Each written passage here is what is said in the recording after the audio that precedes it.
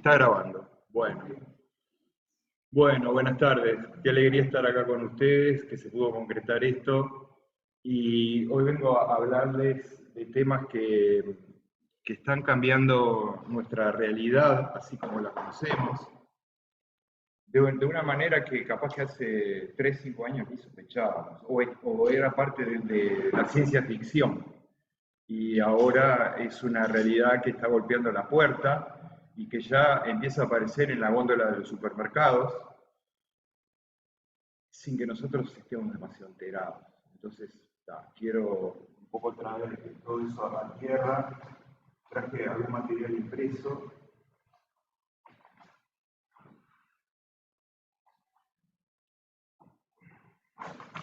Porque hay cosas que están pasando que ameritan que, bueno, que hagamos un análisis medio profundidad. ¿Tú das las admisiones de ahora más? Perfecto. Bueno. Entonces, estamos en un momento en el cual estamos parados como humanidad en un parteaguas. Entre seguir una evolución orgánica, que en este planeta tiene por lo menos 3.500 millones de años, cuando la vida de la Tierra tiene 4.500 más o menos,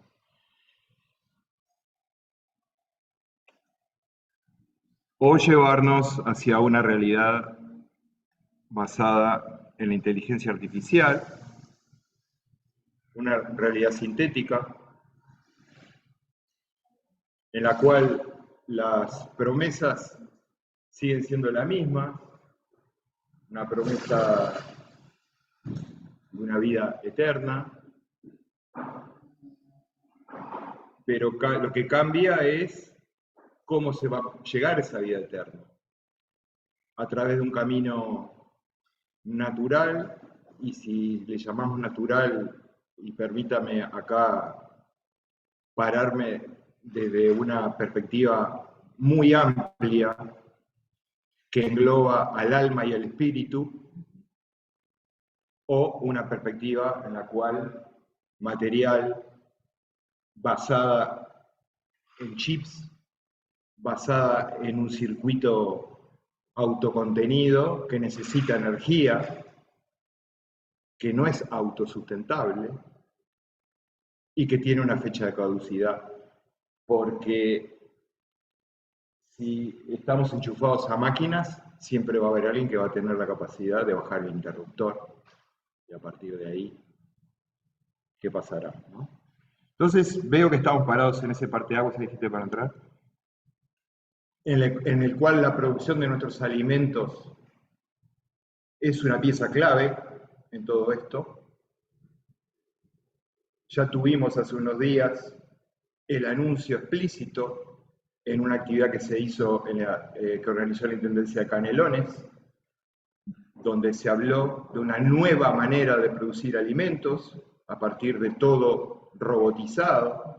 Dice, no solo no se va a precisar gente en el campo, sino ni siquiera máquinas como las conocemos, porque se tiende a la miniaturización y a lo que se le llama agricultura de precisión, pero que prescinde de lo básico que es la gente en el territorio, ¿no?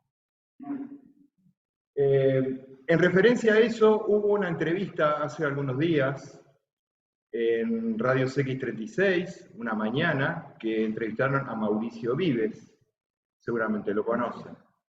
Recomiendo calurosamente escuchar esa entrevista, porque Mauricio ahí, desde esa perspectiva que él tiene, tan humana, pero con tanta sabiduría de toda una vida de trabajo en la tierra y de compromiso y militancia orgánica y agroecológica, dice todas las verdades que hay que decir de una manera que yo sería incapaz de poder hacerlo. Así que recomiendo como insumo, y después lo voy a poner en los comentarios en YouTube, el enlace de esa entrevista. Entonces yo creo realmente que los que nos hemos criado desde chicos teniendo contacto con la tierra, por más que después a mí mi realidad me llevó a trabajar en un laboratorio, a hacer una carrera científica y de comunicador, creo claramente de que este meme como que refleja un poco lo que hemos estado viniendo hablando hasta acá. Y ahora me voy a ir entrando ya cada vez más en tema más técnico.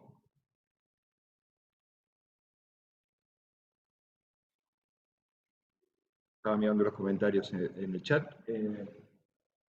Digamos, ¿desde dónde nos paramos a nivel científico? Entonces, primero veamos la parte de acá arriba, ¿no? Para lo que están en el Zoom es esta parte de acá, donde se muestra, digamos, ese proceso que se le llama de expresión génica, ¿no? Hay que, digo, vamos a hacer una mínima nivelación de la parte genética para poder a partir de ahí entendernos todos de qué estamos hablando, ¿no? Entonces, bueno, este ADN que nosotros heredamos de nuestros papás y mamás, y que todos nuestros antepasados, en realidad, ese ADN que está en el núcleo de las células, que es información biológica codificada, que tiene que ver con nuestra identidad.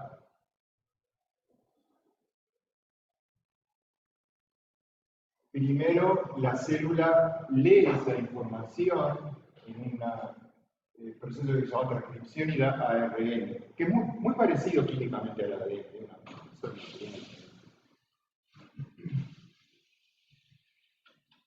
Y el ARN, en unas estructuras que se llaman ribosomas, es traducido a proteínas. Y las proteínas es básicamente lo que nos mueve, ¿no? O sea, las proteínas musculares, lo que nos permite percibir. Son, digamos, lo que se manifiesta, lo que se ve, lo que se puede medir, en realidad son básicamente proteínas, ¿no? Entonces se dice que se pasa de un genotipo, o sea, el contenido total de ácidos nucleicos que traemos de nacimiento, en particular el ADN, a un fenotipo. El feno es manifestación, lo que se manifiesta. Eso es lo que somos. Entonces, lo que somos descansa en tres patas biológicas. La parte genética, que acabo de explicar cómo es que se expresa, digamos, dentro de una célula viva. La capa que regula esa capa genética, sin la cual no hay manifestación ninguna, que es la capa epigenética. Ya, y algún día si me invitan doy una charla solo de epigenética.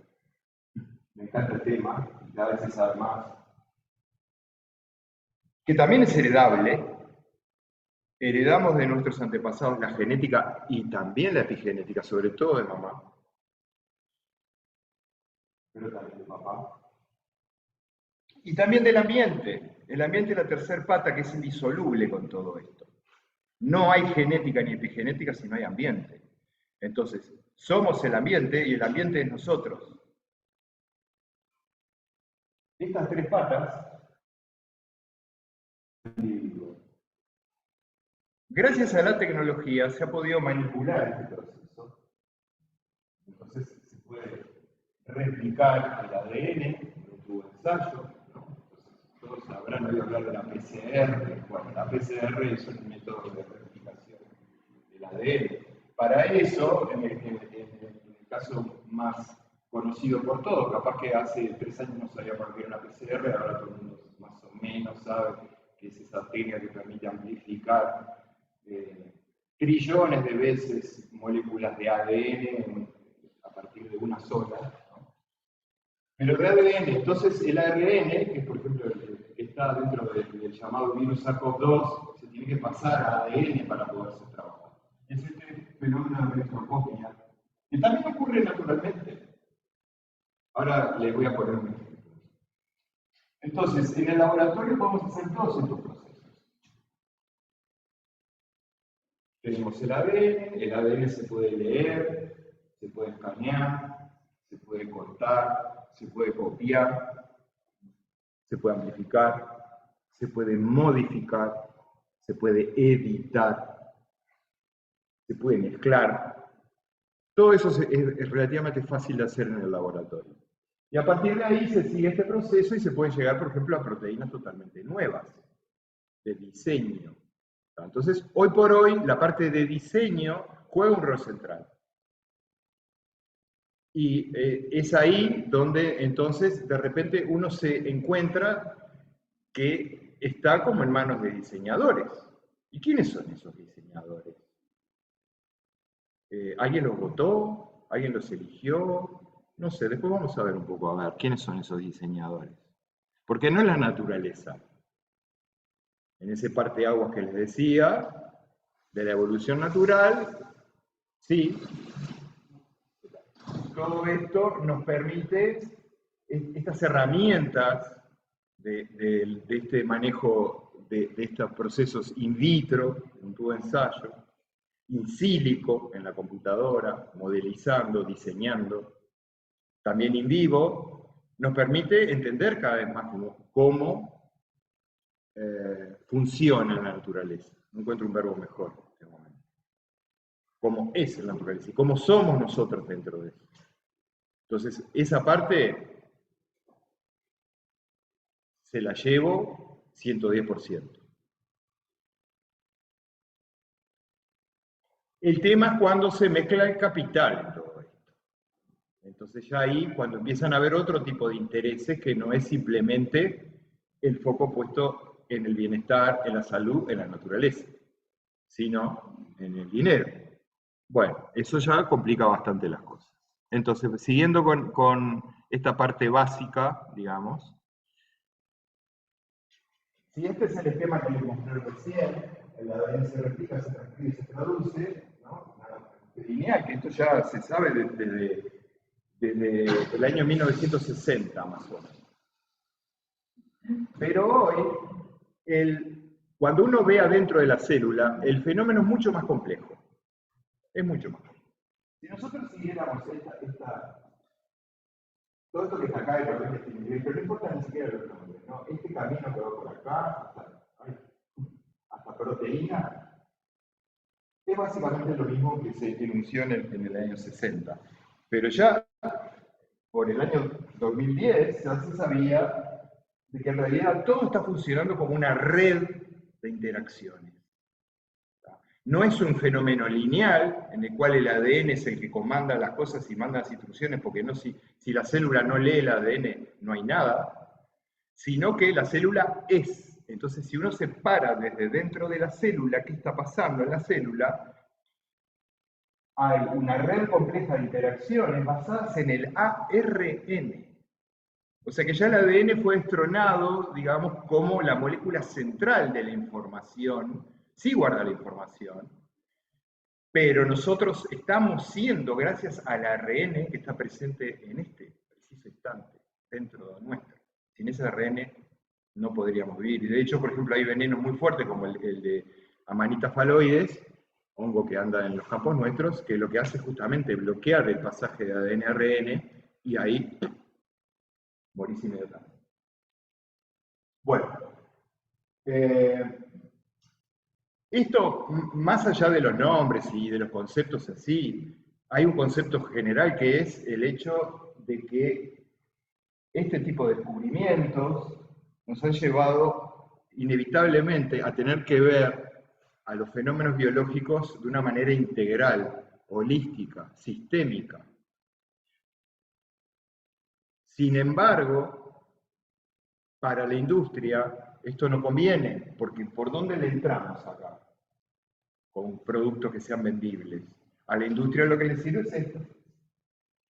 Esta cuestión lineal. Entonces nos dice, una secuencia de ADN, una proteína. Por ejemplo, le ponemos una secuencia de ADN que hace a una planta resistente a glifosato y lo único que va a tener diferente esa planta va a ser esa proteína que le confiere resistencia a glifosato. Y eso no es verdad, porque todo es un sistema. Entonces, por más que se cambió una sola secuencia, que en realidad no se cambió una sola secuencia, porque todas estas técnicas son imprecisas, y esto es un poco una de las bases de lo que yo quiero dejar claro hoy, la imprecisión de todas estas cosas que estamos manipulando, la imprecisión de las técnicas. Eso entonces no es cierto. Y ¿Qué manera de producir alimentos ve a esa producción como un sistema de manera holística? La producción orgánica, la agroecología. Entonces, ahí ya está la respuesta. Ahí ya está la respuesta. O sea, yo podría terminar mi charla acá. Claramente, la agroecología es la respuesta, pero sumémosle toda la ciencia que hemos desarrollado. Hagamos una tecnología con un poder tal, gracias a ciencia y tecnología, que nada la pueda discutir. El tema es que no se están volcando recursos para ese lado, van para otro lado. Pero por suerte ya existe una visión.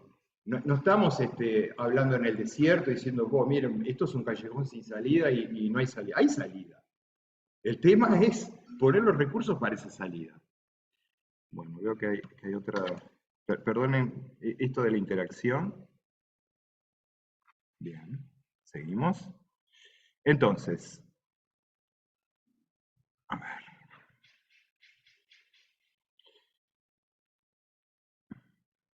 Como tarda un poquito en cambiar. ¿Qué es la epigenética? Entonces, son cambios heredables que no dependen de cambios en la secuencia del ADN. Entonces, por eso acá hay un claro ejemplo de este meme, esta imagen. Lo que muestra es, bueno, que este bebé ha heredado rasgos, caracteres, que no solo están en su genética, sino que ha heredado, por ejemplo, a través de la leche materna, a través de hábitos que tiene el padre, de la alimentación de la familia, rasgos que va a mantener y desarrollar a lo largo de toda su vida, para bien y para mal. Y todo esto no es un cuento, se basa en cuestiones moleculares muy concretas, que no voy a desarrollar acá porque me llevaría toda la tarde, que están muy bien explicadas. Y tan es así de que justamente estas nuevas tecnologías de las cuales voy a hablar medio al final, apuntan a modificar la epigenética también, no solo la genética. Pero con una visión reduccionista, la misma visión de hoy. Entonces, no la veo mucho por ese lado tampoco. Remedios epigenéticos.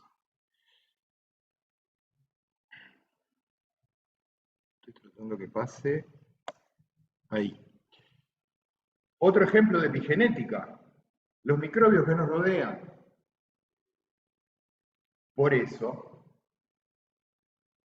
es bueno poner las manos en la tierra porque nos hace felices.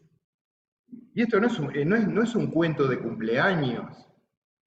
Esto es una realidad que está basada en biología, porque en la Tierra existen microorganismos que una vez que los incorporamos a nuestro cuerpo, y eso es natural que se desee así, hoy estamos compartiendo todos los microorganismos de todas las personas que estamos acá, hasta de los que tenemos resfrío. Bienvenidos esos virus o lo que sea, porque nos va a hacer más fuertes, ¿no? Entonces, en la Tierra en particular, dado que estamos en una zona productiva, y esto lo digo, se lo cuento a la gente de la ciudad, para que por lo menos tengan macetas en la casa y pongan las manos en la tierra. Porque de la tierra vienen microorganismos como este Mycobacterium vaccae, que una vez integrado a nuestro cuerpo, produce un neurotransmisor llamado serotonina, que es llamada la hormona de la felicidad, o neurotransmisor de la felicidad. Y hay varios. Tal es así que se ha generado una nueva subdisciplina dentro de la ciencia que se llama psicobiótica. Es el estudio de los microorganismos que afectan nuestra psique. ¿Se dan cuenta entonces cómo el ambiente, la epigenética, la genética está todo el tiempo dialogando y haciéndonos lo que somos? Somos lo que comemos, pero también comemos lo que somos. Y eso es importante tenerlo en cuenta. Tenemos 10 veces más de microorganismos en nuestro cuerpo que células propias. Entonces, ¿quién soy yo? Es el ADN de papá y mamá, y bueno, de mis abuelos, etcétera. Aquellos inmigrantes que vinieron de aquella India que vivieron en las sierras de Rocha. Sí, pero también soy todos los microorganismos que he ido adquiriendo a lo largo de mi pasaje por distintos lugares del mundo. Tengo huellas de microorganismos de cuando comí esos tacos en un tianguis en la Ciudad de México. Tengo microorganismos de cuando estuve tirado en el piso bajo la lluvia de Costa Rica. Todo eso lo llevo en mí. Tengo microorganismos de cuando tomé agua de mar, que estaba viva, cosa que recomiendo fuertemente para su alimentación, utilizar agua de mar. Pero eso es otra historia. Y cuando yo hoy les contaba de que ese diálogo que se da a nivel de los ácidos nucleicos, que el ARN puede pasar a ADN, el ADN es promiscuo, anda por todos lados, dentro nuestro, pero también de manera horizontal, y hasta el punto que casi un 10% de nuestro ADN heredado proviene de restos de virus. Entonces, a ver, no eran que eran tan enemigos los virus, cuando en realidad nos han hecho a nosotros mismos, están integrados a nuestro ADN, y el hecho de que, por ejemplo, los organismos que tienen placenta, los mamíferos placentarios, aparecen en la evolución gracias a un virus del tipo coronavirus, que se integró y a una proteína llamada sincitina permite la aparición de la placenta. Una ventaja adaptativa muy fuerte porque permite desarrollar al ser en el interior de otro ser y salir ya, salvo excepciones como el ser humano, ya listo, digamos, para valerse por sí mismo. Bien, sigamos. Entonces, el concepto que tenemos que manejar como individuos es que en realidad somos simbiontes del ambiente. La simbiosis es eso de que yo me beneficio en algo y el otro se beneficia en algo de mí, ¿no? La simbiosis, ¿no? Pero somos holobiontes, simbiontes del todo, porque estamos en diálogo con todas las esferas de la naturaleza. No solo a nivel químico, entonces, moléculas, olores, sabores que sentimos, los microbios que les mencioné, el ADN que anda por ahí, también vibraciones más sutiles como el sonido, los colores, y otros aspectos todavía más sutiles como los fenómenos cuánticos, en los cuales no me voy a meter ahora, pero es otra rama de la biología que se está desarrollando fuertemente, que es la biología cuántica, y que permite explicar una serie de cuestiones que hasta ahora estaban como detenidas, ¿no? Habiendo conceptualizado todo esto, vamos a pasar al tema que nos convoca hoy, que es la parte más de transgénesis y edición génica, ¿no? Entonces, bueno, primero algunas definiciones para que nos estemos entendiendo. Capaz que acá se puede hacer una pausa, alguien puede ver en YouTube si está saliendo bien. Está saliendo todo bien. Está, perfecto. Seguimos. Definiciones de organismos genéticamente modificados, ¿no? No todos los transgénicos son OGM, organismos genéticamente modificados, pero todos los OGM son perdón. No todos los transgénicos son OGM, pero todos los transgénicos son OGM, por definición. Pero no todos los OGM son transgénicos. Hay otros tipos de OGM que no son transgénicos. También vamos a hablar de eso. Entonces, como es importante tener definiciones claras, con el colectivo interdisciplinario Quintero, que también estuvo acá con ustedes, Natalia Baiza, en fin, y otra gente, Santiago Mirande, Inés Gazzano, Alberto Gómez, Mauricio Vives, en fin, todos ellos, llegamos a una definición que presentamos como proyecto de ley, Laura Rosano, ¿no? Proyecto de ley en el 2013 y también en el 2016 para que los alimentos que contenían transgénicos, en ese momento soja y maíz, estuvieran etiquetados, de manera tal que el consumidor pudiera saber. Bueno, ustedes saben que ese etiquetado en San José no existe, en Montevideo sí, en Paysandú sí, en Maldonado más o menos, ¿tá? Pero en los dos lugares donde se hacen análisis y de eso es, digamos, parte de mi trabajo académico, es Maldonado y Paysandú. En Maldonado lo hacemos para la Intendencia del UTEC y en Montevideo lo hacemos para la Intendencia de Montevideo. Pero esta definición, que nos tomó su buen tiempo desarrollar, es una definición que es lo suficientemente amplia para incluir a los organismos editados génicamente, que son los que se vienen ahora. Porque dice así: organismo genéticamente modificado, aquel que haya sido alterado a nivel molecular o celular en cualquier forma distinta a la posible bajo condiciones o procesos naturales. Eso es lo primero. O sea, que si hay algo que viene y que nos dicen, no, pero esto es idéntico a lo natural. Sí, pero fue alterado a nivel molecular o celular de una manera distinta a las condiciones o procesos naturales. Entonces, ya acá es importante tener en cuenta dónde vamos a poner el foco, en el producto y en el proceso. ¿Está bien? Bueno, no serán considerados como procesos naturales o convencionales todas las técnicas de ADN y ARN recombinante, incluyendo la edición genómica, esto ya lo poníamos hace casi 10 años, y técnicas derivadas.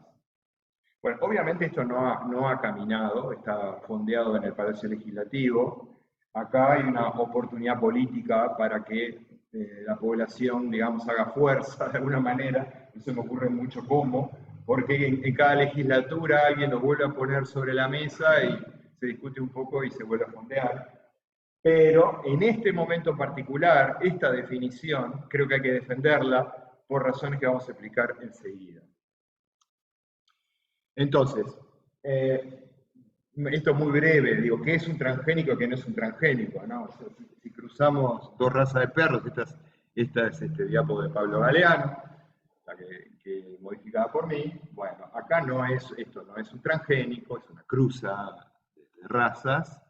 En cambio, si tomamos algunas secuencias de la araña que codifican para una proteína, que permite hacer la telaraña y con eso se apunta a producir trajes antibala o artilugios militares de ese estilo, u otros usos no militares. Bueno, ahí sí, porque se cruzó la barrera entre especies, se introdujo una secuencia de araña en la cabra para que en su leche saliera esa proteína, se purificara de ahí y se hiciera lo que uno quiera hacer con esa proteína. Eso es un transgénico, sería una cabra transgénica, ¿no?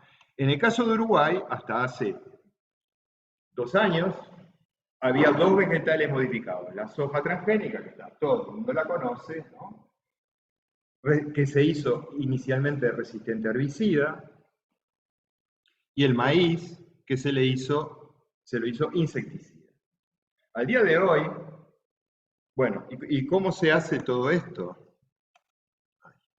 Ahí va. Estas son, digamos, cassettes de secuencias. Cada uno es lo que se llama un evento, o sea, es la variedad vegetal patentada. Esto, por ejemplo, como su nombre lo indica, pertenece a esta compañía, pertenece a otra, ¿sí? Y no es una secuencia solo de ADN, sino que son varias para que eso, digamos, haga la función que se quiere, que es, en el caso del maíz, esta que se llama CRI,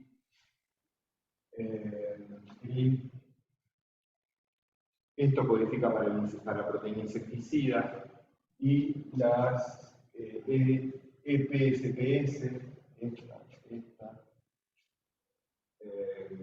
esta acá, a que confieren resistencia al herbicida. En particular, glifosato fue el primero que se diseñó.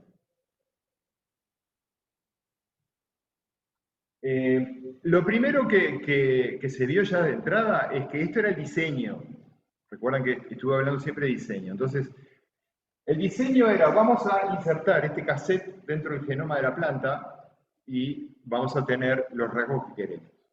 Bien, se obtuvieron plantas con los rasgos que se querían, resistente a herbicidas o insecticidas en su momento, pero estas secuencias no se integraron una sola vez, sino muchas veces y a veces de manera fragmentada. Se partieron en el momento de la transgénesis. un efecto no esperado, pero que sucedió. O sea que las plantas comerciales que andan por ahí no es solo la secuencia de estas, sino que tienen más cosas metidas en su ADN, que son huellas del proceso de transgénesis. ¿Cómo eso afecta a la planta? No lo sabemos muy bien. Sin embargo, cuando se hacen análisis en detalle de las proteínas que produce esa planta, no son las mismas proteínas que produce una planta no transgénica isogénica, o sea, con la única diferencia que no tiene ese transgénico. O sea que algo pasa. O sea que es una demostración más de esa cuestión del sistema, que estamos afectando el sistema. Si es un sistema, no podemos pensar que tocamos una parte del sistema sin alterar todo el sistema. Está todo interdependiente. Otra cosa más, estos rasgos que se introdujeron a las plantas, esto sí que venía con, era una obsolescencia programada, porque lo que apareció a nivel de naturaleza fue resistencias. Entonces empiezan a aparecer plantas, que se llaman malezas, resistentes a los herbicidas. Entonces, ¿cuál es la apuesta de la industria ante eso? Más insecticida. Más cantidad y a insecticidas diferentes. Entonces ahora hay maíces resistentes a 6 insecticidas. Herbicidas, gracias. Y con 3 insecticidas. O sea, es un combo. Porque también hubo insectos que se hicieron resistentes a la proteína insecticida. Esto se da de manera genética y epigenética. Porque está integrado al ambiente. Entonces, es el ambiente todo el que reacciona ante esa agresión. Dice, acá tengo esta agresión. ¿Cómo? Es como si fuera como se despierta el sistema inmune del ambiente y dice, bueno, ¿cómo hago con esto? Me están afectando esta especie de insectos. Pero esta especie de insectos fue un rol ecosistémico. Y bueno, los insectos se van a defender. Las que no se están pudiendo defender muy bien son las abejas, que están sufriendo muchísimo con todo esto. Y capaz que por ser especies introducidas y eso son más débiles. Y acá estamos ante un problema muy, muy serio con el tema de las abejas. Bueno, entonces, como toda tecnología vino acompañada de promesas. La promesa que siempre se pone arriba de la mesa es de la alimentación, ¿no? O sea, con tanta gente que pasa hambre y todo eso, no te podés negar a este desarrollo tecnológico que va a alimentar a la población mundial. Bueno, desde los 20, casi 5 años que de transgénico, ¿se mejoró el tema alimentario? Yo creo que no. Los alimentos no son más económicos, no son más nutritivos, no son más sanos. Sigue habiendo un problema de distribución. Eso, querido Alberto Gómez, lo ha estudiado, la gente de Facultad de Química también, y esto está estudiado a nivel mundial y en eso estamos todos de acuerdo de que se está desperdiciando hasta un 30% de los alimentos que se producen. Entonces, bueno, ahí hay una posibilidad de actuar a nivel político, ¿eh? De generar cadenas de redistribución de esos alimentos que terminan en la basura. ¿tá? Entonces, hay ciudades que lograron implementarlo, o partes de ciudades, como en México, en París, en fin. Pero bueno, para todo eso hay que poner inversión. Luego, la otra promesa, se van a utilizar menos plaguicidas. Bueno, la realidad fue totalmente la contraria. Eso lo sabemos todos, esto no es discutible. Cada vez se utilizan más plaguicidas por lo que les expliqué recién, de que en primer lugar va aumentando la frontera de producción, o sea, el área de producción, basada en el uso masivo de plaguicidas, y además porque se precisa más plaguicidas para obtener el mismo rinde. Promover a la ciencia nacional, medio difícil, tratándose de productos protegidos por patente. Y bueno, aumentar la producción, no aumentaron mucho la producción. En condiciones ideales, alguno aumentó un 5% la producción. cuando recién se empieza a plantar, pero después empieza a decaer. Entonces, tampoco, son todas promesas que no se han cumplido, que son promesas que además se aplican en un contexto geopolítico. Y eso hace más complicado la acción desde las localidades, porque estás en una gran zona, la República Unida de la Soja, en la cual está el rol de producir commodities, grano de soja, grano de maíz para biocombustibles, para alimentar a los chanchos chinos, las vacas europeas, ¿no? Pero que nos posicionan en el lugar 11 a nivel mundial, como productores globales de transgénicos. Eso, y el primer país en el mundo, primero, medalla de oro de superficie plantada sobre superficie plantable. Si a eso le sumamos el monocultivo de la forestación, tenemos la 10ª parte del país sometida a dosis masivas de agroquímicos.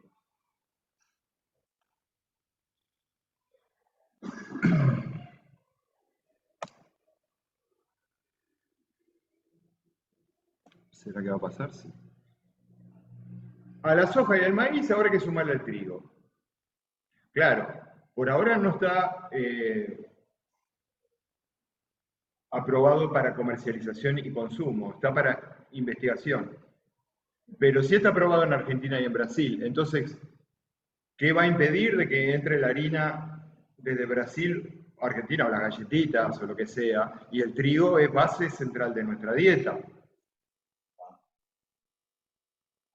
Y esta construcción del trigo es bien claro de todas las inexactitudes, errores que se cometen al emplear estas técnicas.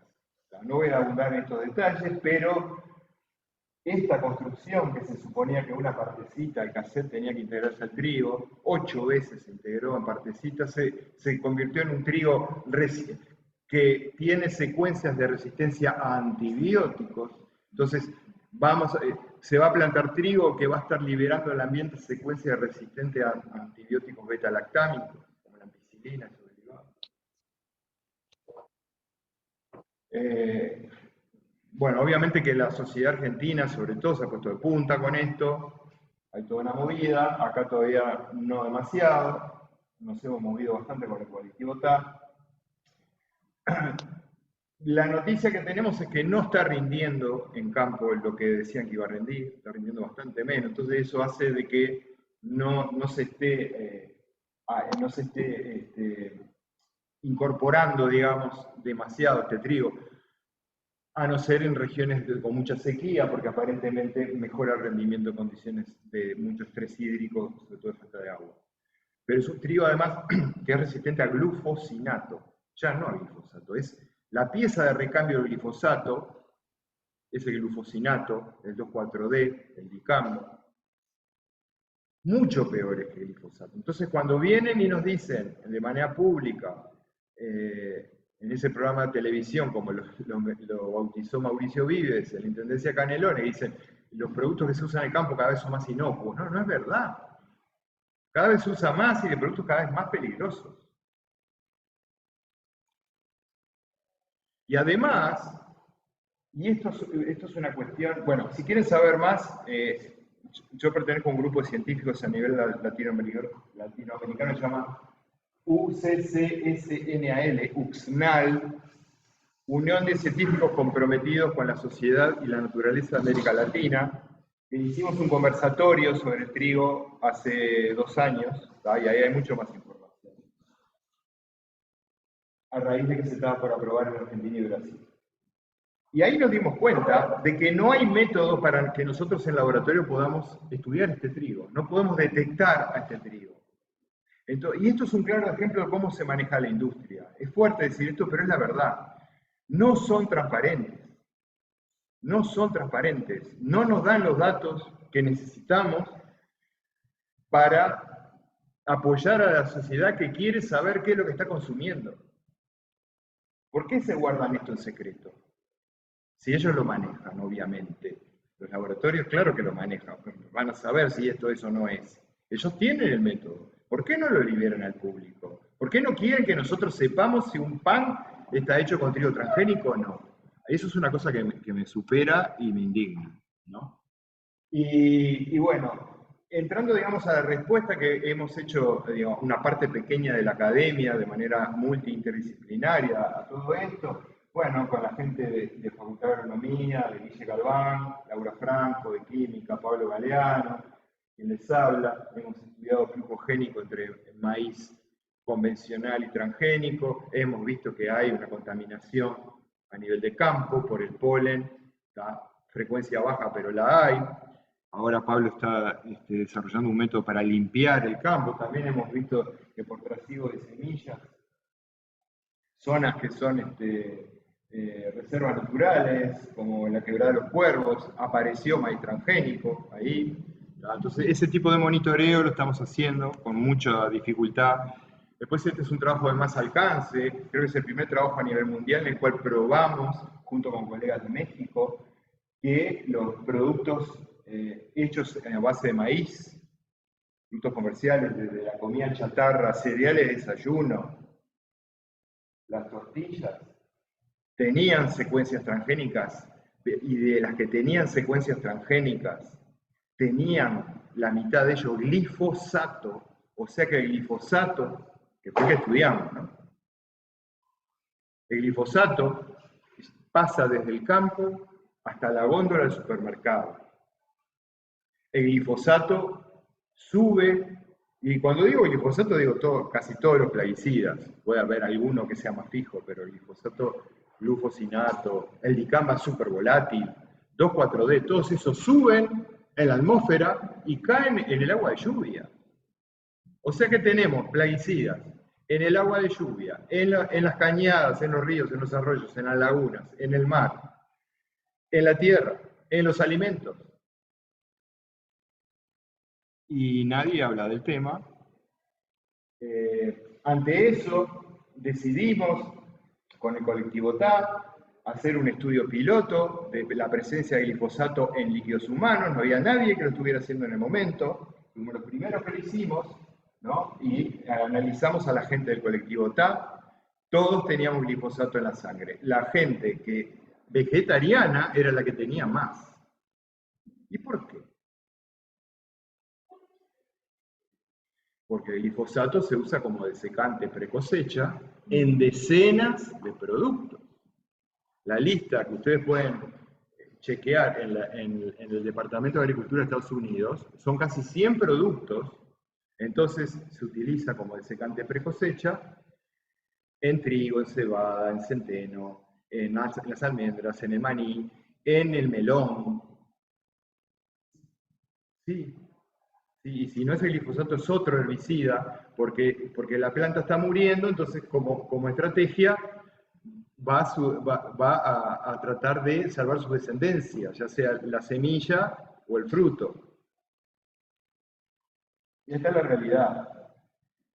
Este trabajo, que lo hicimos en el 2018 y lo presentamos en el Congreso de Agroecología del 2020, lo llevamos al grupo de Amalia Laborde, en el Hospital de Clínicas, ¿tá?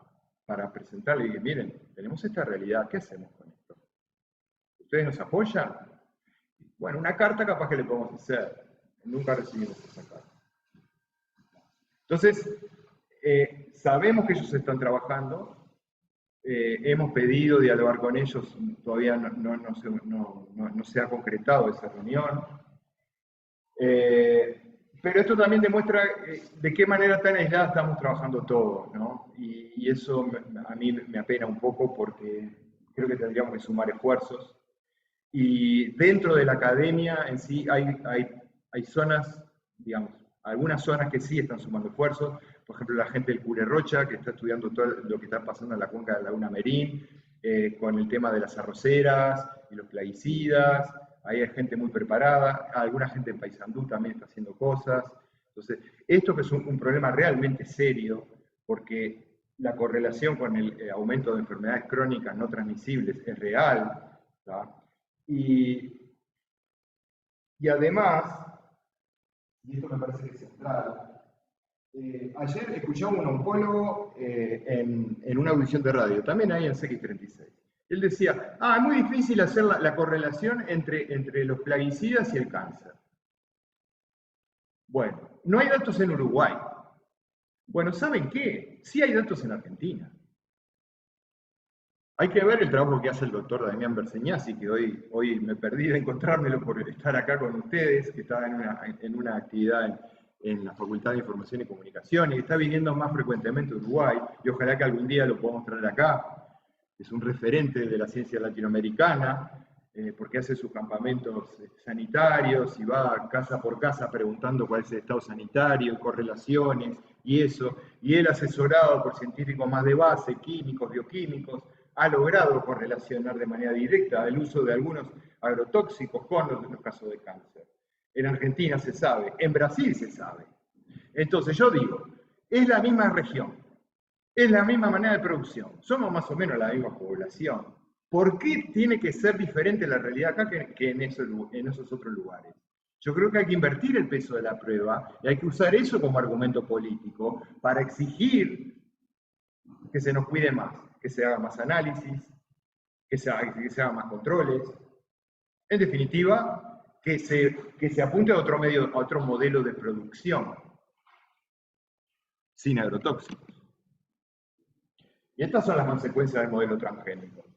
Aumento del PBI por exportaciones, sí, hay que ver qué se hace con ese dinero, estaría bueno saberlo. Pero bueno, ¿eso es real?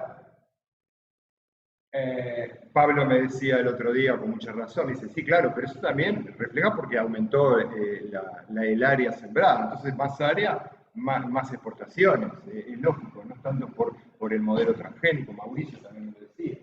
Mayor uso de plaguicidas, pérdida de biodiversidad, eso está estudiado a nivel básico en las arañas, en los nematodos, en las bacterias. Todo el sistema que ustedes quieran estudiar y en los últimos años se ha explotado ese campo de estudio dentro de la universidad, por suerte, todos ven pérdida de biodiversidad. Soberanía y seguridad alimentaria comprometidas, desaparición de polinizadores, contaminación de la miel y alimentos, consecuencias transgénicas de daño y plaguicidas, contaminación de cursos de agua por plaguicidas, aumento de enfermedades crónicas no transmisibles. Yo a veces le pongo un signo de interrogación acá, pero hoy es sin sacárselo. Intoxicaciones por deriva y o mal uso de la tecnología. Digo, todos conocemos el caso de Julio de los Santos, que él es como la punta del iceberg acá. Pero hoy Santiago me decía de que hay otros casos que ya le están llegando, de gente afectada, en particular por mal uso de glifosato. No solo con el modelo transgénico, esa es la punta del iceberg, de un modelo productivo, agroindustrial, que Santiago le llama la factoría alimentaria, y que es altamente contaminante. Esto es lo que le decía del glifosato como desecante, madurador precosecha. Girasol, garbanzo, lentejas, arvejas, son todas cosas que comemos todo el tiempo. Entonces, o logramos tener una producción orgánica de esto, o estamos comprometidos, ¿no? Entonces, también, sí. También usan, bueno, para cuate es mucho peor, ¿no? Mira. Cuando no se seca por medio natural. Y yo digo, yo no trabajo directamente en el campo, pero sí trabajo en zona rural. Y se nota que la vida cuando hay un campo que se seca un trigo o algo, naturalmente empieza a quedar amarillo marronado. Y esto es naranja. El compañero dice que se ve claramente en el campo cuando se utiliza un desecante químico precosecha y cuando no. Bueno, esto es una discusión que estamos teniendo con otros químicos acerca de cuál sería un método para mitigar todo esto, porque digamos, ya hablamos de cuál sería la solución de entrada, pero si uno va al puesto de frutas y hortalizas, a la feria, y no hay producción orgánica, y bueno, comprar lo que hay, el tomate, la frutilla, lo que sea. ¿Qué hacemos con eso? Uno va a la casa, yo tengo un balde dedicado a eso, agua, una cucharadita de bicarbonato por litro de agua, se revuelve para que se disuelva el bicarbonato, sumergir frutas y hortalizas por lo menos 20 minutos, enjuagar bien, Una cosa buena es que el agua de OCE en general no tiene resto de plaguicidas. Eso es una buena para nuestro país. Eso está bueno decirlo, sí. ¿Por qué no tiene? Debido a las cianobacterias.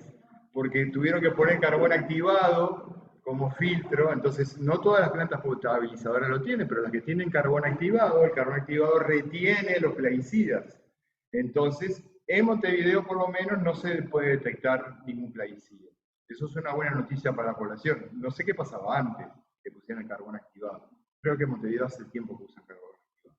Pero bueno, está. En fin, esto no es la solución de nada, pero es una medida de mitigación por lo menos para bajar la carga de plaguicida que nos viene en nuestros alimentos. ¿Tá? Es una manera de cuidarnos, digamos. Para terminar esta primera parte, y ya el resto va a ser más rápido, el modelo transgénico se agotó. Hay que decirlo, sí, se agotó. Por más que estén insistiendo con el trigo este que viene y la soja HB4 que ahora entró en Bolivia, país que tiene por ley prohibido plantar transgénico, pero es el 10º productor, más que Uruguay. Así funciona el sistema. Cero pedido de entrada de transgénicos en el 2021 en Europa. Cero. Y ha venido cayendo, ¿no? Cero. Entonces, ¿qué es lo que nos tiene preparado después de esto? Porque no van a alargar así nomás, ¿no? Y, bueno, vinieron con fuerza, y más después de lo que pasó estos dos últimos años con la biología sintética, así, de plano. Era algo que estaba como golpeando la puerta y uno veía tal paper allá y tal compañía de carne media rarófila que andaba por ahí, pero ahora es parte de la agenda y se viene con fuerza. Acá todavía no lo notamos mucho, pero en otros países. Entonces hay una serie de nuevas biotecnologías, están ahí transgénicos y génicos, pero todas estas, ¿no? Voy a ir muy brevemente, ¿no? Que ya están entrando, ¿no? Porque la biología sintética, a diferencia de los transgénicos, que era una intervención puntual en una especie, ¿no? O sea, o tenemos la soja transgénica, una vaca transgénica, una especie, esto va a englobar todo, incluyendo al ser humano. Diagnóstico, biocombustibles, producción de alimentos y agricultura, terapéutica, biosensores. Las tecnologías están todas confluyendo y la parte de biología sintética forma parte de ese entramado sintético que se nos viene. Entonces, hay compañías, los invito a que entren para que vean la enorme cantidad de recursos que hay detrás de estas compañías, los laboratorios, lo que son, uno piensa que está dentro de la NASA ahí, Ginkgo, biología por diseño, todo parte del diseño, ¿no? Diseño, cambiando el futuro de la comida, ¿no? Y sobre todo, vegetales, o algo que se parece a los vegetales. Diseñando probióticos para las plantas, soluciones para bioremediación. Entonces, todo lo que antes se hacía de manera una química, ahora se va a hacer de manera genética, de manera biológica, genética de diseño, incluyendo la carne. La carne, si usted mira esta gráfica, cómo ha crecido enormemente la cantidad de compañías que producen carne sintética, ¿no? Y la carne sintética puede ser de dos tipos, o la semisintética derivada de vegetales, ¿no? Como esta hamburguesa imposible, que está hecha de soja transgénica básicamente, pero acá la novedad es que inventaron esta sangre artificial, que es una LED hemoglobina de soja que le cambiaron unas cositas y la hicieron transgénica en levadura para que tuviera ese color rojo, entonces para engañar al consumidor, decir, mirá, es una hamburguesa sanguinolienta como una hamburguesa de carne de verdad. ¿Va? Esta hamburguesa dio positivo a glifosato, porque se hace con soja. ¿Va? Pero también está la carne que viene de cultivo celular. O sea, que se toman una célula de un animal, ¿no? Se lo somete a un tratamiento con factores de crecimiento, hormonas, después un fenómeno mecánico para generar fibras musculares, hamburguesa. Este es el proceso para hacer la carne sintética.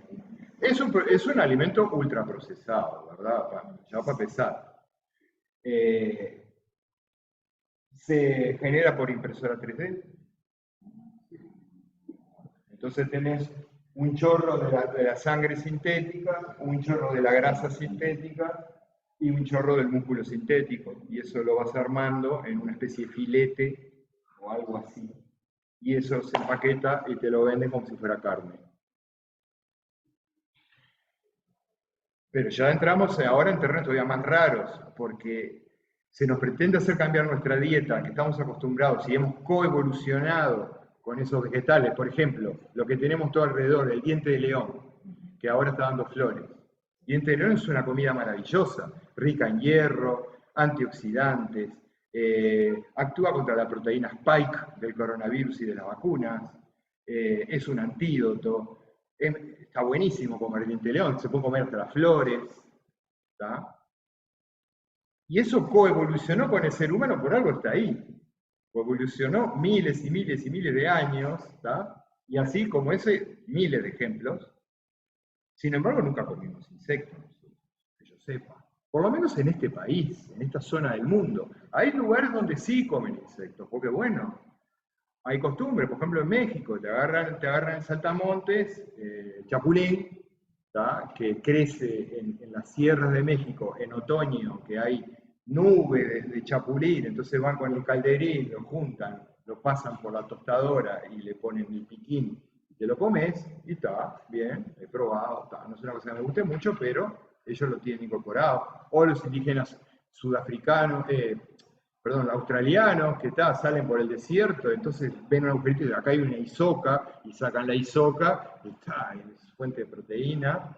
O en África que se comen algunas hormigas, está bien, eso se respeta, son costumbres, pero que nos impongan costumbres de insectos, que ahora se los voy a mostrar qué apetitosos que son, pero que además vienen recubiertos de una capa de quitina, ¿no? Esa cuestión durita de los insectos que nosotros no podemos digerir y que nuestra microbiota no puede digerir, ¿no? Y que ahora ya está en la góndola de los supermercados. Eso sí, $16 el paquete, medio caribeño. Pero tenemos sucedáneos de queso hecho con insectos, manteca hecha con insectos. Y Alphytomirus diapetinus, esta es una plaga de los silos. Aparece en los silos comiéndose los granos, ¿no? Eso me han dicho. Y bueno, entonces ahora que lo pasaron a criadero, entonces uno se pregunta, a ver, cuando uno piensa en un criadero de pollo, por ejemplo, ¿viven en condiciones saludables los pollos? ¿Y ustedes piensan que estos gusanos van a vivir en condiciones saludables? Cuando quieren hacer enormes cantidades para alimentar a la población mundial, ¿qué va a tener eso? ¿Con qué le meten para que no se llene de hongos? Que no los coman los propios parásitos que deben tener. ¿Me entienden? O sea, no es un modo de producción sustentable el que está atrás de todo esto.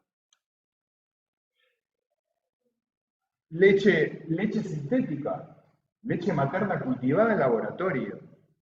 A ver, ¿dónde está el microbioma de esa leche? Una de las principales fuentes de nuestra microbiota, esos microbios que después se hablaba hoy, epigenética, que nos mantienen saludables y que invito a que tomen kefir, kombucha, coman alimentos fermentados, todo eso. Los primeros microbios vienen de la leche de mamá, porque tenemos microbios hasta en el cerebro viviendo. ¿Está bien? En el hígado, en todo nuestro cuerpo hay microbios, y ahí están. No nos mataron, acá estamos. O sea, por algo están. Y bien que estén ahí. ¿Eh? Claro, calostros, exactamente, ahí va, exactamente. Bueno, exactamente. Y durante toda la producción de la lactancia están pasando microbios. Esta leche no tiene nada de eso. Y la parte, digamos, una de las partes todavía más perversas de toda esta agenda es que nos quieren normalizar el hecho de que nos comamos a nosotros mismos. Esto dice, no, esto era una broma. Están sondeando el mercado. ¿No? Esta compañía existe. Este pibe inventó estos tarros, acá hay tarros que él cultivó a partir de sus propias células y los vendía para que hagan hamburguesas. El Bención Burger murió, no sé qué murió el año pasado. Murió de repente. Pero esto de carne humana, hay negocios en Estados Unidos, ustedes se llaman ouroboros, me copié el nombre de mi hijo, ouroboros, que ofrecen estos platillos exclusivos de carne humana. ¿De dónde salen esas células, me pregunto yo, de carne humana para poder hacer esto en laboratorio? Me gustaría saberlo. Pero bueno, yo no pienso comer eso, ¿no? Y no sé quién lo empieza a comer, porque este hombre, y así como él, hay varios profetas de la desgracia acá en la vuelta, que nadie los eligió para nada. No son ni siquiera científicos, aunque se hacen pasar por tales. ¿No? Que se nos presentan así y dicen, no, ahora hay que comer carne sintética. ¿Vos qué es? ¿Por qué te tengo que hacer caso? Claro, con esa buzarda me venís a hablar a mí de carne sintética. Primero cuidá vos tu propio cuerpo y después me venís a hablar de lo que tengo que comer, ¿no? Y bueno, así está el mundo. Entonces, digamos, hay una grieta. La grieta se ha puesto de manifiesto muy fuertemente en estos últimos años, ¿no? Yo empecé diciendo de un lado lo natural, del otro lado lo sintético. Es una grieta complicada, porque cuando uno pone la parte, digamos, social, política en eso, ¿dónde se posiciona uno y qué hacemos con la gente que está del otro lado de la grieta? ¿No? Es complicado. Y uno como científico lo siente muchísimo, porque la grieta también está dentro del mundo científico. Hay una ciencia independiente, digna, que tratamos de hacer las cosas mirándolos a ustedes a la cara, y hay otra ciencia que trabaja a escondidas, en laboratorios que no tienen carteles, financiados por multinacionales, en acuerdos secretos. Eso está pasando hoy, acá. Ciencia trabajando para corporaciones, desarrollando patentes con los fondos nacionales para que después otras compañías las utilicen, no acá. Algunos le llaman ciencia mercenaria. Es un nombre duro, pero bueno, es el nombre que se utiliza en la UXNAL para llamar esa ciencia vinculada con grandes conflictos de intereses.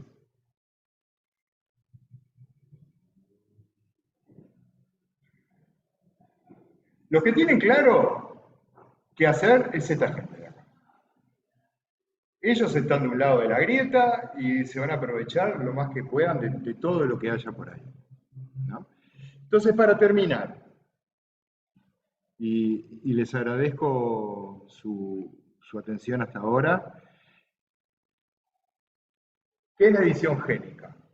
El otro día hablando con una periodista que me entrevistó para CX36, que después les voy a pasar esos enlaces, si los quieren escuchar, salió en 2 partes de más o menos media hora, hablé de todo esto, y ella me puso el desafío de entrar, me dice, tratá de explicarlo en una frase, porque si no la gente no entiende nada. Entonces digo, bueno, tijeras moleculares genéticas guiadas por un GPS de ARN, a ver si se entiende. Entonces, tijeras moleculares genéticas guiadas por un GPS de ARN. El GPS de ARN lleva a la tijera molecular a determinado lugar y ahí se edita. ¿Se entendió esto? Está buena esa imagen. No la inventé yo. Entonces, a ver, Si quieren saber más del tema, hay casi 9 horas, hicimos un ciclo de webinarios con los mexicanos, ¿tá? Fue mucha gente, muchos expositores, uruguayos, brasileños, argentinos, mexicanos, ¿tá? Abordaje multidisciplinario de la edición génica en YouTube, son un ciclo de 3 webinarios, cada uno de 2 horas y pico. ¿Tá? Así que ahí todas las dudas que quieran tener, está Santiaguito, está Pablo, en fin, toda gente muy querida y que sabe mucho de esto.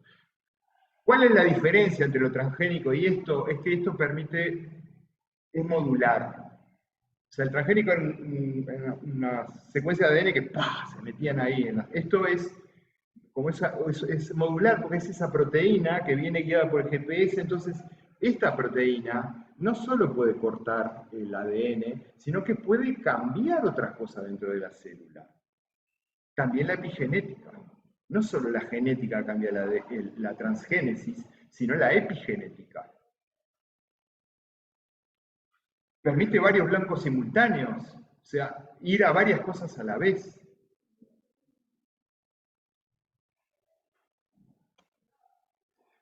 Permite que entren en nuestros organismos o en las células a través de partículas nanolipídicas, como la que ya se está usando en la vacuna de Pfizer y Moderna, de ARN. Esa tecnología que fue probada ahí demostró de que se pueden meter adentro de esas nanopartículas varios tipos de moléculas y que van a entrar a nuestras células, incluso hasta nuestro núcleo de las células y actuar ahí.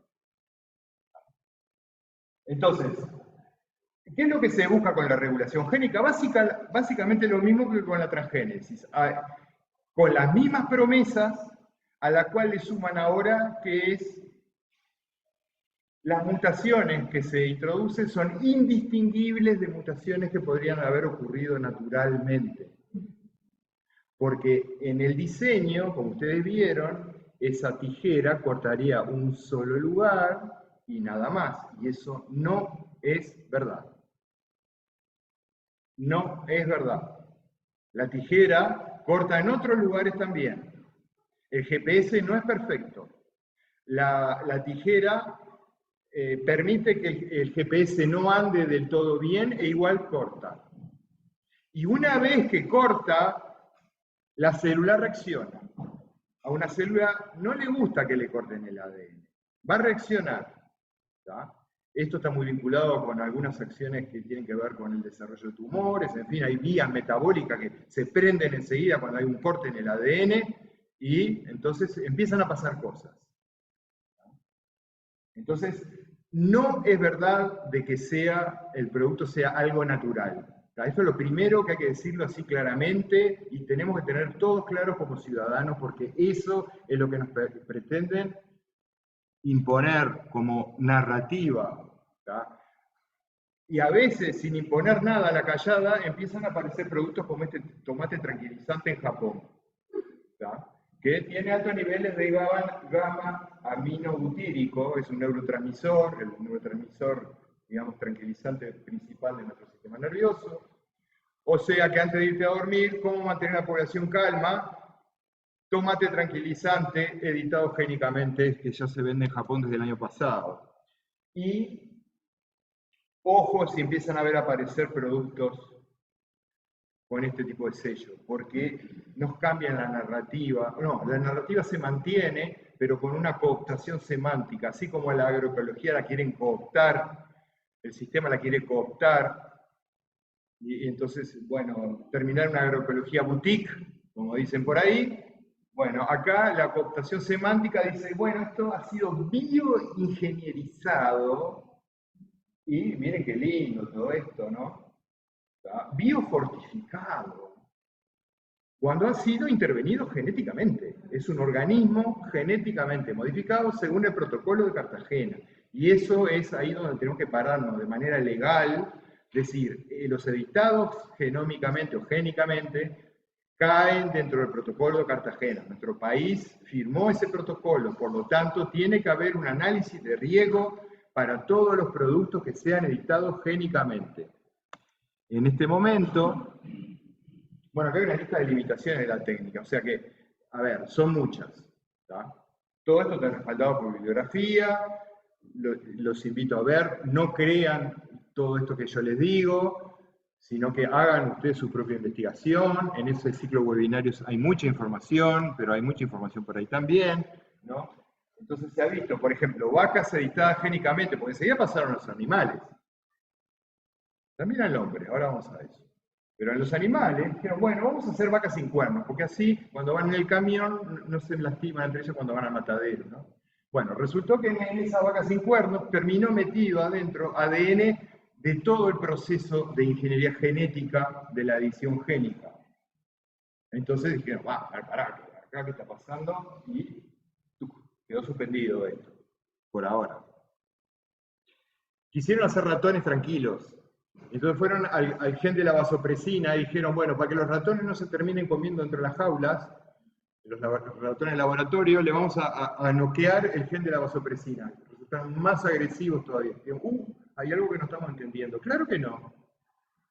Entonces, digo, apelo a la humildad de mis colegas científicos de darnos cuenta de que el sistema vivo es un sistema complejo, muy complejo, y que recién estamos arañando la superficie y estamos lejos de poder manipularlo a nuestro antojo. Estamos lejos de poder decir, somos más inteligentes que la naturaleza y ponernos en un pedestal aparte y vamos a modificarla para nuestros intereses, por más legítimos que sean. Estamos lejos de eso. ¿No será mejor trabajar con la naturaleza, aprender de la naturaleza y ver qué es lo que tiene la naturaleza para darnos, en vez de nosotros pretender modificar eso con nuestro cerebro de orangutanes modificados? Se avanzaba fuertemente para actuar en la línea germinal del ser humano, pero muy fuertemente, iban así. Año 2015 ya lo habían logrado. Ahí sonaron algunas alarmas, ojo, a ver qué estamos haciendo, vamos a editar el ser humano, qué puede pasar, ¿no? Y se empezaron a ver riesgos, muchos riesgos potenciales, ¿no? Muchos riesgos, no me voy a detener en esto, pero lo que sí pasó fue que hubo un chino que editó los genes de 2 bebés mujeres, ¿tá? Y esto fue noticia hace un par de años, ¿tá? Para hacerlas supuestamente resistentes al virus HIV. A ver, pobre niña, digo, ¿pidieron ellas que fueran resistentes al virus HIV? Los padres, ¿por qué permitieron eso a sus bebés? Yo la verdad que no lo entiendo. La cuestión es que encima salió mal. Salió mal el experimento. Las chiquillas se convirtieron en un mosaico. O sea, no solo se hizo la mutación que se quería, sino que otras mutaciones más, porque estas técnicas son imprecisas. Estamos lejos de que sean precisas. ¿Qué va a pasar con esas dos niñas? No sé, pero, a ver, ojo. ¿tá? Luego, la edición, las células editadas en humanos, aumenta los riesgos de cáncer, claramente. Entonces, en ser humano ya dejamos de oír de que ya se iban a editar genes, de diseño, todo eso. ¿Por qué? Porque pasó todo esto. Si no hubiera pasado, sin embargo, la historia está volviendo ahora, ¿no? Terapias génicas, ¿sí? Terapias génicas modificadas que te las hacen pasar como vacunas. ¿Y qué efecto tiene todo eso? Nunca ha sido estudiado. Nunca ha sido estudiado. Cuando se corta el ADN, los cromosomas empiezan a desarrollarse todos. Todo esto pasó en humanos. Y después, y esto ya es una realidad casi en nuestros campos, porque quieren soltar una mosca de la bichera editada génicamente con los impulsores génicos para hacer desaparecer a la especie de la mosca de la bichera. Esto es una mutación de ganancia de función letal que cada vez que se cruza el organismo editado génicamente con su contraparte no editada, le pasa la edición génica al otro, y ese se la pasa a la descendencia, y se pasa a la descendencia y son estériles. En 2 generaciones, en teoría, se hace desaparecer la historia. Darwin, quedaste allá atrás. Esto que acá aparecen los mosquitos, ya se está experimentando en algunos lugares del mundo. Y acá quieren soltar moscas de la bichera editadas génicamente en el litoral. Entonces digo, nosotros como sociedad, ¿no tenemos el derecho a estar por lo menos informados de que todo esto se pretende hacer? ¿Qué análisis de riesgo se ha hecho sobre esto? ¿Qué pasa con estos animales cuando se sueltan a la naturaleza? ¿Cómo interacciona con el resto de la naturaleza? ¿Ha sido estudiado eso? ¿Dónde están los estudios? ¿Por qué nadie los ha visto? ¿Por qué tiene que quedar toda esta tecnología en manos de unas compañías privadas que negocian con los gobiernos de turno y los ministerios a cargo para liberar estas tecnologías de manera masiva, afectando a todo el ambiente y por ende a nosotros como parte del ambiente, sin decirnos nada? No tenemos derecho a saber, y esa es la realidad de hoy. Nunca habíamos estado en esta situación. Nunca. Hay tanta plata metida en esto, y además conciencia de que no funciona bien, de que cuando la misma gente que ha desarrollado la edición génica recibe decenas, si no centenas de millones de dólares para desarrollar tecnología para frenar la edición génica. O sea, para remediar la edición génica. O sea, ante los errores de la tecnología, más tecnología. En manos de los mismos. Y además, y esta parte es muy compleja, ¿cómo desarmamos esto? ¿Quiénes están metiendo esos fondos? Son las ramas de investigación vinculadas a los militares, porque todas estas tienen la posibilidad de convertirse en normas biológicas. Y ahora ya lo sabemos, ¿no? En Ucrania encontraron un montón de laboratorios que estaban dedicados a desarrollar este tipo de cosas. En parte los rusos dicen que parte de su invasión se debió a eso, ¿no? O sea, ahí lo tenés, ¿no? Insectos amigos le llaman, insectos aliados. Insectos infectados con virus modificados genéticamente, los liberan al ambiente, infectan a las plantas y las plantas se mueren. O sea, son plagas de las plantas modificadas genéticamente y las liberan en territorio enemigo. Por poner un ejemplo. Y después, los futuros insecticidas, que ahora vienen en un pomito y son químicos, van a ser genéticos por ARN de interferencia. Ya hay planes acá para usarlos en el campo uruguayo. Ya hay. Y creo que sé por dónde viene, porque me han hablado de Australia como país contraparte de esta tecnología. Creo que ya más o menos sé por dónde viene. Nanopartículas nuevamente con cócteles de ARNs. Entonces vas a matar a varios y dices, digo yo, vamos a terminar comiendo ARN sintético que está diseñado para interferir en el metabolismo de un insecto. ¿Qué tan diferentes somos nosotros los insectos? Sí, algo sí, pero no del todo como para estar comiendo eso. Claro, nos van a decir, no, esto se degrada rápidamente. Sí, jariola. Probámelo y te creo. Entonces, nosotros en el colectivo TAS estamos posicionados fuertemente en que esto se amerita un debate público a nivel nacional. Que el sistema político no trate esto en comisiones del Poder Legislativo y que quede ahí en las actas de esas comisiones. Que esas comisiones reciban a técnicos tal y cual para convencerlos de tal y cual agenda. La agenda ahora es crear un grupo de expertos por fuera del sistema que ya existe para analizar transgénicos, un grupo de expertos del Ministerio de Ganadería, del Ministerio de Ambiente, del INIA y del INASE. No está el LATU, no está el Ministerio de Salud Pública, no están los otros ministerios del Gabinete Nacional de Bioseguridad. Ese grupo de expertos, que nadie sabe quiénes son, y que aparte, según actas de Poder Legislativo, salió, hay acuerdos ya con la Universidad de la República. Y yo digo, ¿dónde hay acuerdo? ¿Quién está negociando? Pregunto públicamente acá, ¿quién está negociando en nombre de la Universidad de la República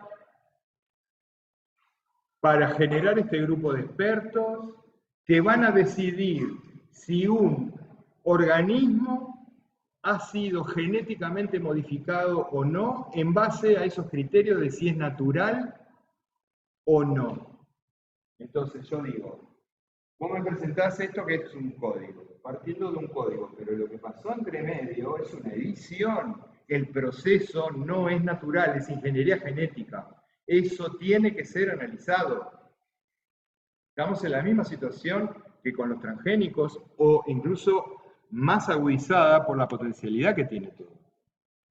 Entonces ahora, yo hoy lo pasé a vos. Lo vas a reenviar. Tenemos el posicionamiento del colectivo TAP frente a un proyecto de ley. Primero lo quisieron pasar en la rendición de cuentas. Eso no caminó. Y nosotros no cantamos victoria, porque nos vimos venir de que esto se iba a convertir en un proyecto de ley. Un proyecto de ley. Grupo de trabajo técnico para determinar organismos genéticamente modificados. Ya hay legisladores que quieren sacar los organismos genéticamente modificados para que esto pase, que la gente ni se entere de lo que están tratando. Pues no, si la gente ve organismos genéticamente modificados, va a empezar a preguntar. ¿Y qué hay de malo con preguntar? No son legisladores de toda la gente, no están en el poder legislativo. Tiene que ser algo público eso, ¿no? Digo yo. Ya termino. Entonces, sugerencias. Nosotros sugerimos analizar el diseño, el proceso y el producto. Estudiar la famosa equivalencia sustancial. No me metí mucho en eso, pero bueno. Aplicar el principio de precaución. Estudiar a fondo el proceso. Verificar los productos. Evoluciones en el tiempo. Todo esto es muy nuevo. ¿Qué sabemos que pasa de acá a 5, 10, 15, 20 años? Tener datos de genoma completo, todo eso es secreto, no se puede saber.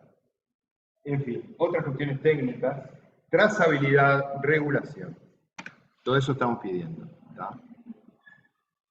En resumen, creemos que son excelentes herramientas para estudio de laboratorio y diagnóstico, posiblemente, sí, cómo no. Incluso para mejoramiento, sí, si se da en condiciones de trabajando de manera transparente frente a la sociedad, teniendo bien claro a qué estamos apuntando.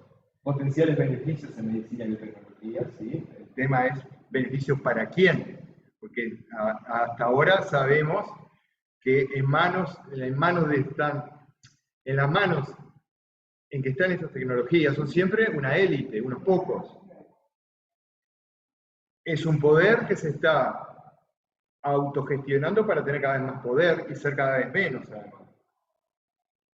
Riesgos reales, regulaciones, monitoreo. ¿No?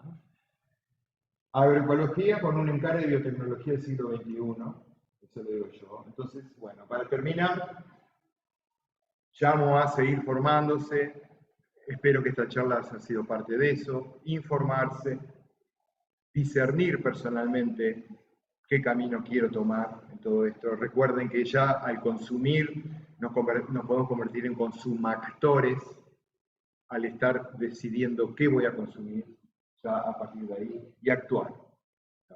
Nos necesitamos todos entre todos, los científicos siempre decimos lo mismo, no nos dejen solos. Muchas gracias.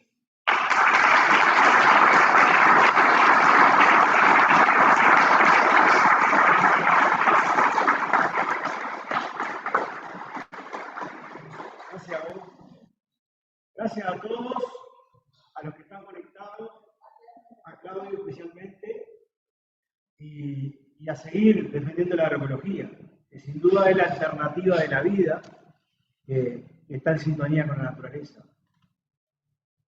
Seguimos en ese trillo desde aquí humildemente, los invitamos que vamos a terminar el año con talleres prácticos para cada vez más tener clara que esta teoría nos sirve para reafirmarnos en la convicción de que hay que hacer agroecología y vamos a hacer un par de talleres en un par de granjas de compañeros de la red para de esa forma poner en práctica lo que vamos aprendiendo en la teoría. Así que muchas gracias a todos y que nos sigamos encontrando. Gracias, gracias. Chao, gracias.